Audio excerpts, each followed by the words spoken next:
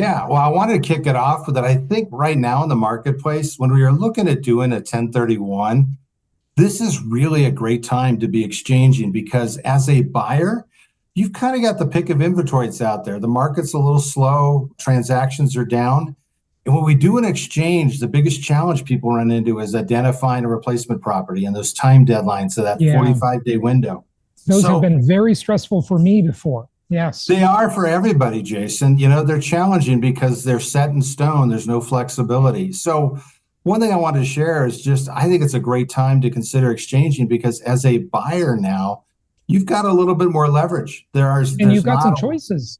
yeah, you do. You got some options out there and you can pick a good asset and maybe even negotiate them down a little on the price, speed them up. So the one big variable of the exchange, when we were frothy down in COVID, when everything was turning over so quickly, it was hard to tie something up. Properties would get on the market, and if they were priced right, they'd sell in a matter of days.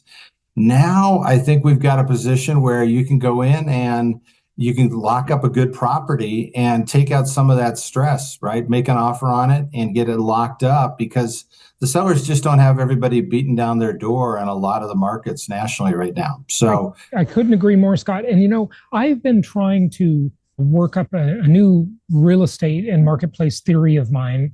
I really dove deep into this last weekend, and it's this idea that the fact that we have more selection now, although certainly we're not back to even normalcy, we've got about 760,000 homes for sale in the country right now versus normal, quote unquote, would be about 1.4 million. That's the 2015 number of normal, which I would argue isn't even normal anymore because the population's increased by then. But that's, let's not go down that rabbit hole. The point being that there's a lot more selection than there was during the COVID era, where we got as low as 240,000 homes for sale. So inventory has tripled from the lowest point in history, and it's about half of normal.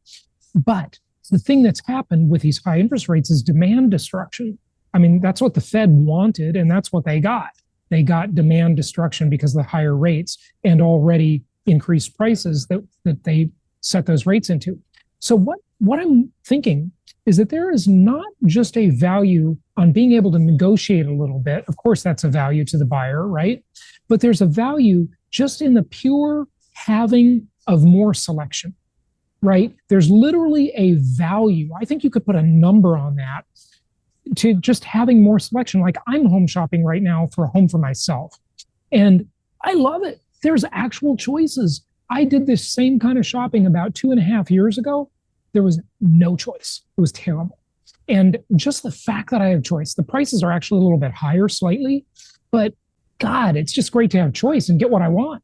yeah, no, absolutely. And I think what you're experiencing on the home side, looking for a residence, that's what investors have on the investment side. They got the same thing. They've got options, they've got choices. And so when people are working with your counselors, your investment people, they've got options they can line up, especially with a lot of these turnkey providers and new construction. They can look at kind of what's coming in their pipeline and say, okay, I'm selling a property with this amount of equity and debt, and I want to go into 2 or 3 replacement properties. They can look at their pipeline of what's coming up and say, okay, here's what I've got. Let's line them up. They win because now they get a guaranteed buyer, so they're happy. Right. And then the investor wins because now instead of going into the market and hoping they find a good replacement asset, they get it locked up and under contract. And that takes a lot of the mystery and stress out of doing a 1031. So I just want to emphasize this is probably one of the better economic environments to be a buyer and to be buying into different assets that are out there. The second one, I'll just kind of open it up. So you got 1031 that deals with any property held for investment. Defer taxes, and you're just deferring the gain. The other tax code section that a lot of people are aware of is called Section 121. This is just your primary residence. You live there 2 years out of 5, and you're able to exclude $250,000 in gain if you're single, $500,000 if you're married. So that's been around since 1997, that provision. What I want to talk about— It was actually better before that because you could have an unlimited amount. Well, kind of better and worse in 97, where you could have an unlimited amount of gain and just roll it into a new property and not pay capital gains, right? Yeah, it was different. Back then it was called Section 1034 and they Right. changed it. Yep. What's interesting, I will share with your audience, it's not going to make it in this new big, beautiful tax bill that's going through Congress, which I'm following pretty closely. But there are kind of a bipartisan effort with people on both sides of the aisle to sometime go back, and it's time to look at bumping up those thresholds. So we had the law on 1997, quarter million single, half a million. Well, that's a long time ago. Houses were a lot cheaper. They were a lot cheaper. And so Yeah. what you have now is because of inflation, really, because of variables that we have no control over, asset values have gone up a lot. And those thresholds don't really allow you to exclude nearly as much gain in today's world in 2025. So the National Association of Realtors is actually working with people in Congress.